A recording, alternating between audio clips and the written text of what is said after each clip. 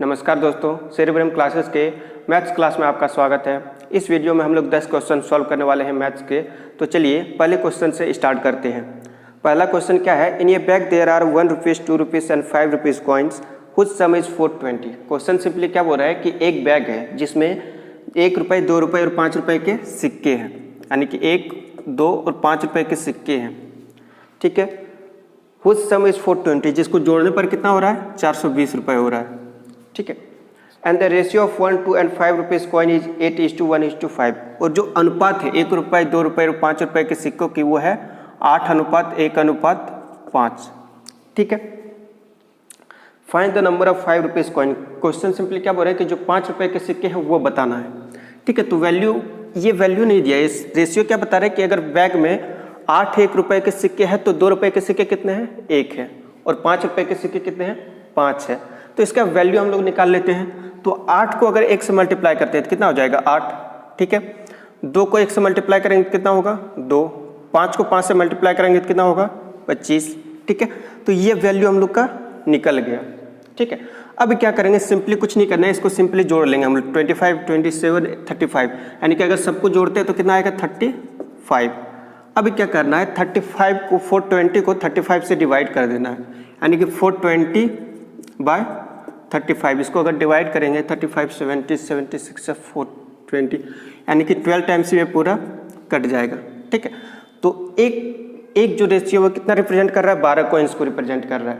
ठीक है, तो सिंपली जो 5 का रेशियो है वो कितना है, 5 है।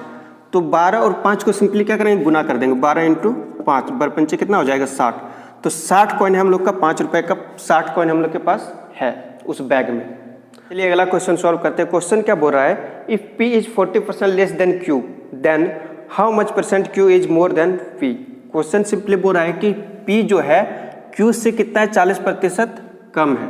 तो क्वेश्चन के हिसाब से अगर मान लेते हैं Q का वैल्यू 100 है, ठीक है, तो P का वैल्यू कितना हो जाएगा, जो ज़्यादा है कितना है, 40% ज़्यादा है, तो 40% कितना हो जाएगा, 40/100 × 100। तो सिंपली ये क्या आएगा, 40।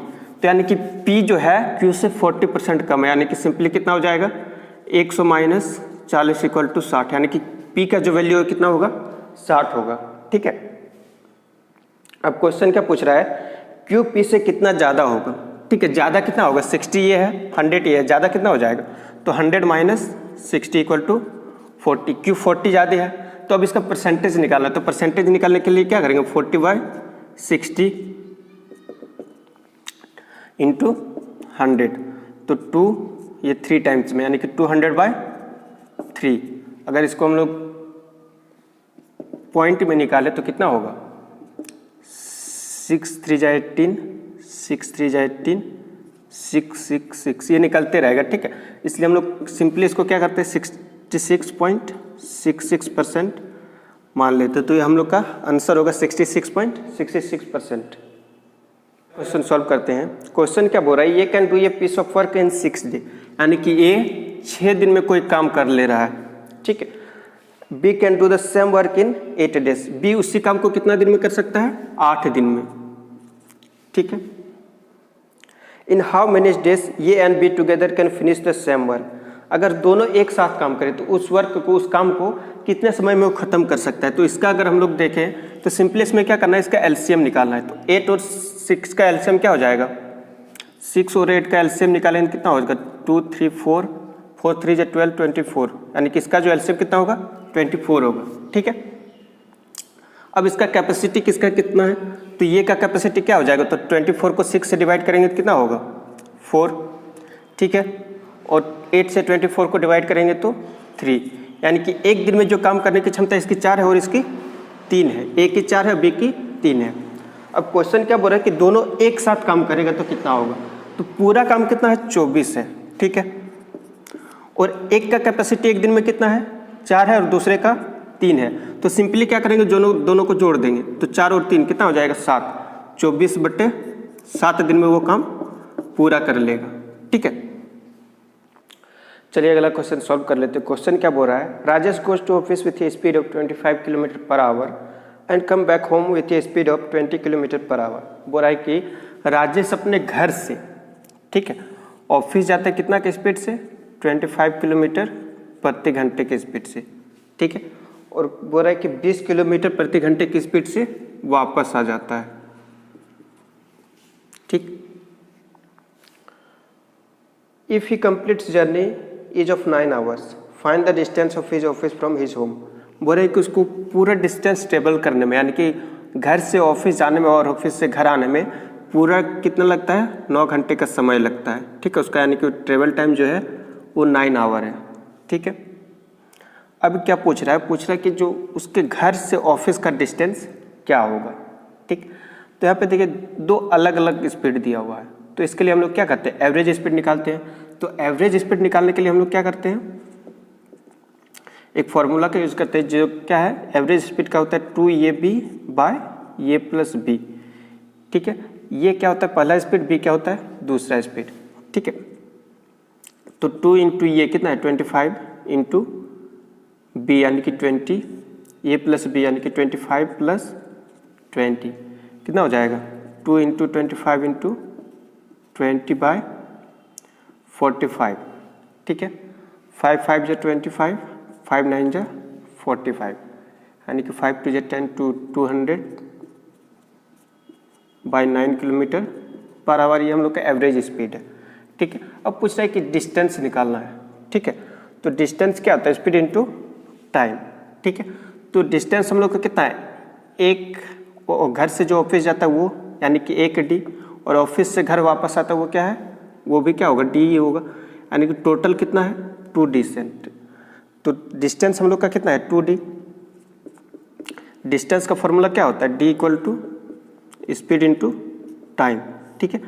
ये हम लोग का डिस्टेंस का फॉर्मूला आता है, स्पीड इंटू टाइम। तो हम लोग का स्पीड जो है कितना है 20 बाय 9, यानी कि 20 बाय 9, टाइम कितना है 9 आवर्स, यानी कि 9 कट जाएगा, 2d कितना होगा 200, तो d कितना हो जाएगा 200 बाय 2, यानी कि 100 किलोमीटर, यानी कि जो राजेश का घर से ऑफिस का डिस्टेंस वो कितना है 100 किलोमीटर है। चलिए अगला क्वेश्चन सॉल्व कर लेते हैं। क्वेश्चन क्या बोल रहा है, a company invested some money and make a profit of 27%, if the amount is 38,100 rupees, then find the money invested by the company. Question simply क्या बोल रहा है कि कोई कंपनी है जिसने कुछ पैसे इन्वेस्ट किए, तो कितना पैसा वो नहीं पता, तो उसको हम लोग एक्स मान लेते हैं, और बोल रहा है कि इसका प्रॉफिट कितना है 27%। तो P अगर इसका है 27%, तो टोटल जो अमाउंट हो रहा है वो कितना हो रहा है 38,100 रुपीज़, यानी कि अमाउंट कितना हो रहा है 38,100 रुपीज़। अब यहाँ पे देखिए, अगर मान लेते हैं x कितना है 100 है, तो P कितना हो जाएगा 27, ठीक है। तो दोनों मिल के कितना है 38,100 रुपीज़, यानी कि 127 किसको रिप्रेजेंट कर रहा है 38,100 रुपीज़ को। तो 1 कितना रिप्रेजेंट करेगा, तो 38,100 बाई 127, ठीक है। अब इसको क्या करना है, इसको डिवाइड कर देना है। तो डिवाइड करेंगे तो कितना आएगा 1 3 2 3 या 6 7 3 या 21, ये 3 टाइम्स में कट जाएगा, यानी कि टोटल ये 300 को रिप्रेजेंट कर रहा है, यानी कि एक यूनिट कितना रिप्रेजेंट कर रहा है 300 रुपीज़ को, ठीक है। तो दो हम लोग से पूछा है कि अमाउंट कितना है, तो हम लोग कितना माने थे 100, तो 100 इंटू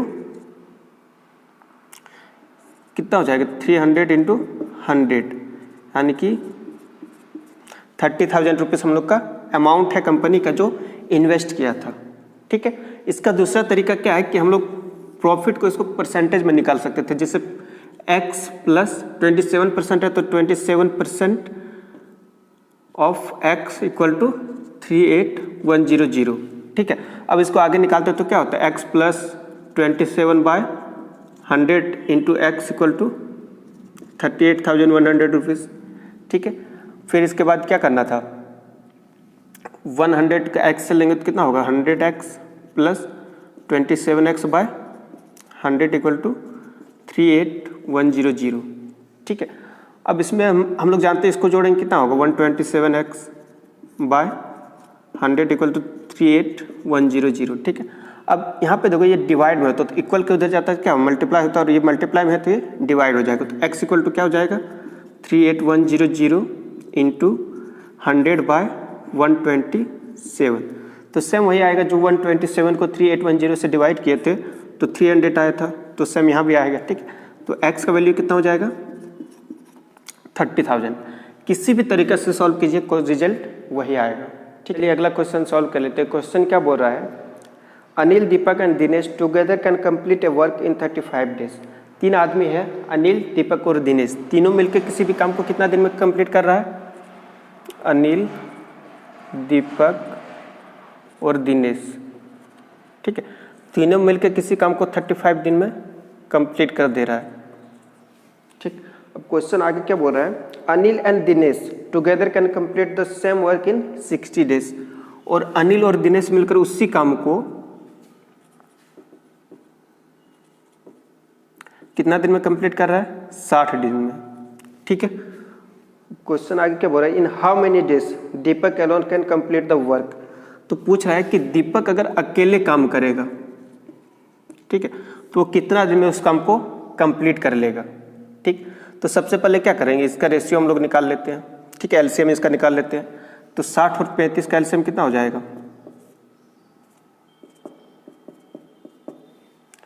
ठीक है,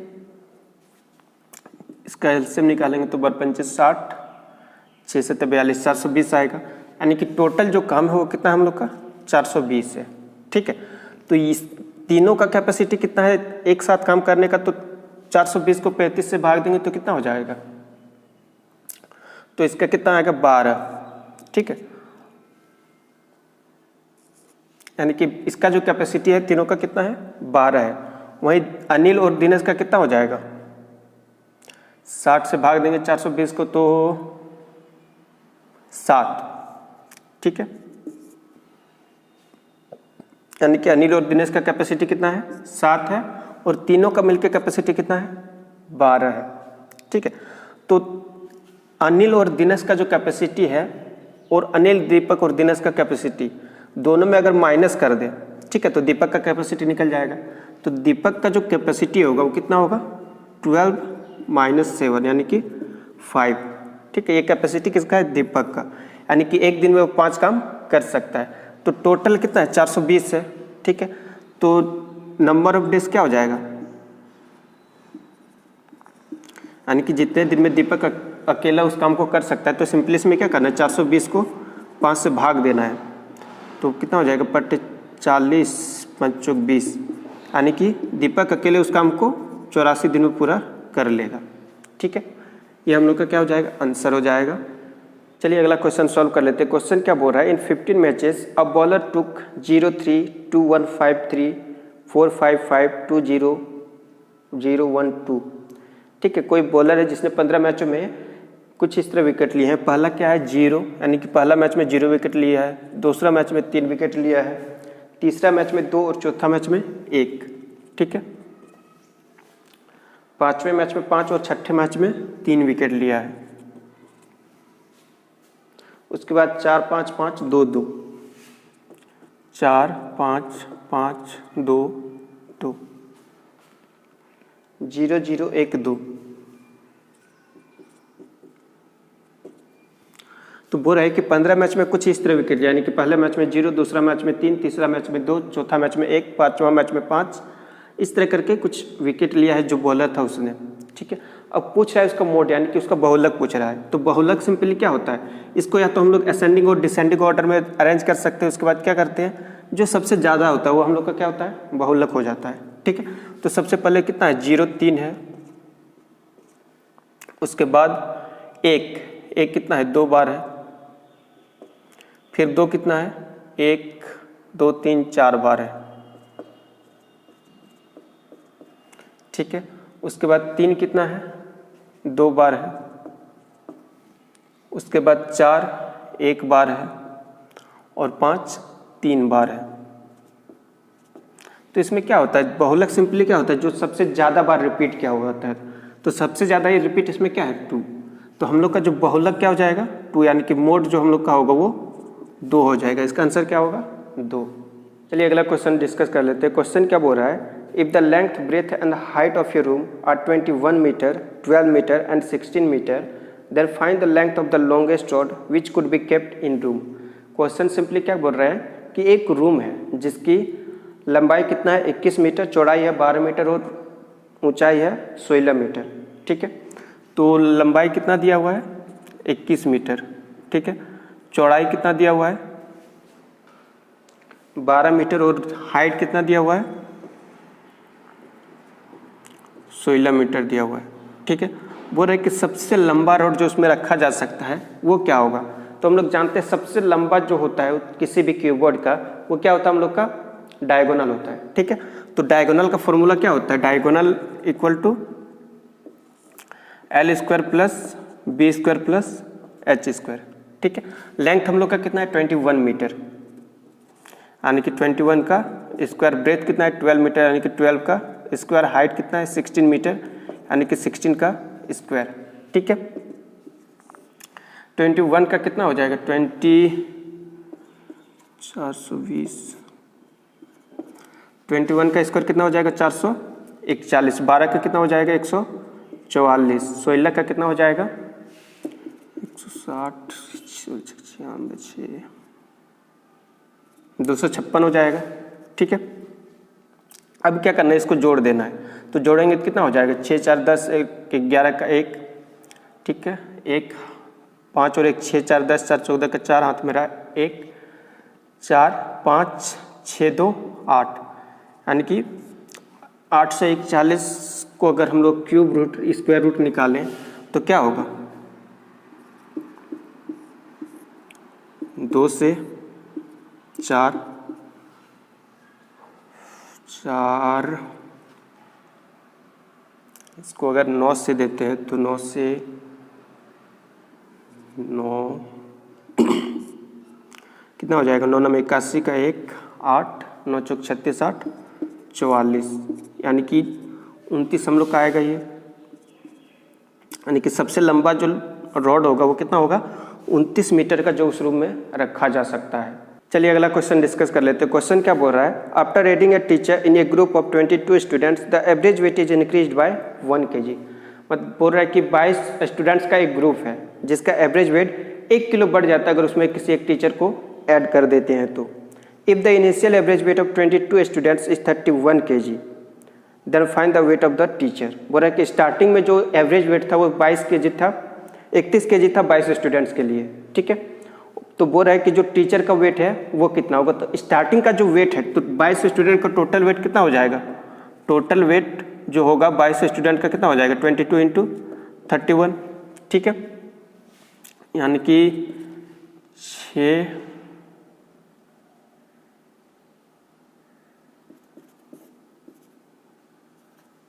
682 kg होगा टोटल वेट, इनिशियल वेट। ठीक है, 682 kg। अब बोल रहा है टीचर के आने के बाद 1 किलो बढ़ जाता है, यानी कि एवरेज वेट कितना था 31 kg, तो ये कितना हो जाएगा 32 kg, और टोटल नंबर कितना था 22 और 1 कितना हो जाएगा 23। ठीक है, तो अब इसको मल्टीप्लाई करेंगे तो कितना हो जाएगा 22 इंटू 23, तो ये क्या होगा total weight of group of plus teacher का वेट। ठीक है, 32 इंटू 23, अब इसको मल्टीप्लाई करेंगे तो कितना हो जाएगा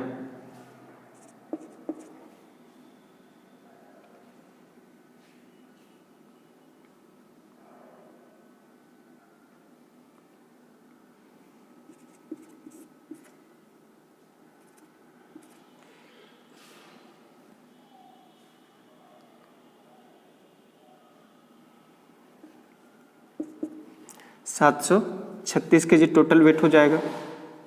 ठीक है, यानी कि जो 22 स्टूडेंट का टोटल वेट था कितना था 682 kg। ठीक, और वही टीचर को अगर ऐड कर देते टोटल वेट कितना हो जाता है 736 kg।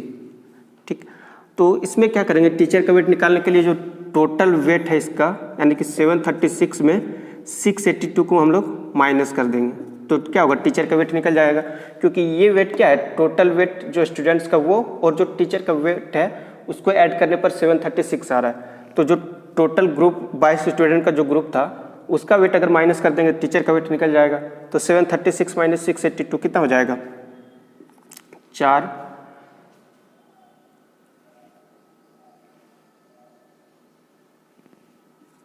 5, यानी कि 54 kg। जो टीचर का वेट है वो कितना होगा 54 kg।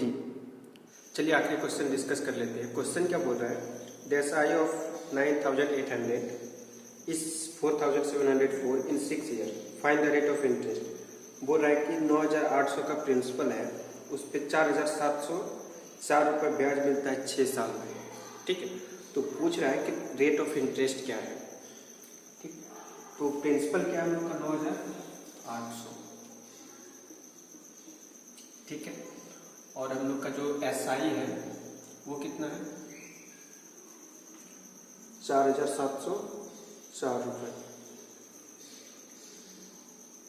ठीक, इस तरह के कंडीशन में हम लोग क्या कर सकते हैं, तो SI का हम लोग जनरली क्या जानते हैं, फॉर्मूला है, लेकिन उससे भी एक शॉर्ट ट्रिक हम लोग क्या बना सकते हैं कि SI 6 साल के लिए, टाइम जो है 6 साल है, तो SI क्या हो जाएगा 6 से इसको डिवाइड करेंगे तो 1 साल का SI निकलेगा, यानी कि 4704 को 6 से डिवाइड कर देंगे तो हम लोग का क्या निकलेगा 1 साल का SI निकलेगा। ठीक है, तो 6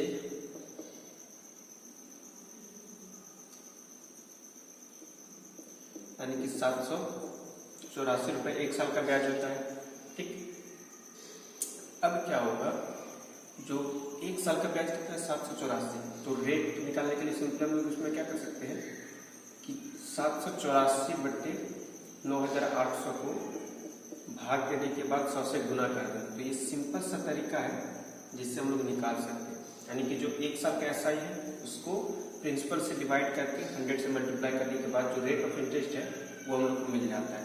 तो 100 से दोनों कट जाएगा 00। ठीक है, 98 से कटेगा ये 972 64, यानी कि 8 बार में कट जाएगा, तो R हम लोग का कितना हो जाएगा 8%। दूसरा तरीका क्या है, हम फॉर्मूला का यूज कर सकते हैं। फॉर्मूला का यूज करके रेट निकालने का क्या होता है, R equal to SI into 100/P into R, P into T। ठीक है, P इंटू T, तो P हम लोग का कितना है 9800, T कितना है 6, SI कितना है 4704। ठीक है, 00 दोनों कट जाएगा, 6 से कटेगा ये 784 बार। ठीक, 98 से कट जाएगा ये 8 टाइम्स, यानी कि इससे भी हम लोग का रेट क्या होगा 8% आएगा। ठीक है, तो कोई भी तरीका हम लोग यूज कर सकते हैं उसको रेट निकालने के लिए। तो इसका जो ओरिजिनल आंसर है, जो रेट होगा वो कितना होगा 8%। ठीक है।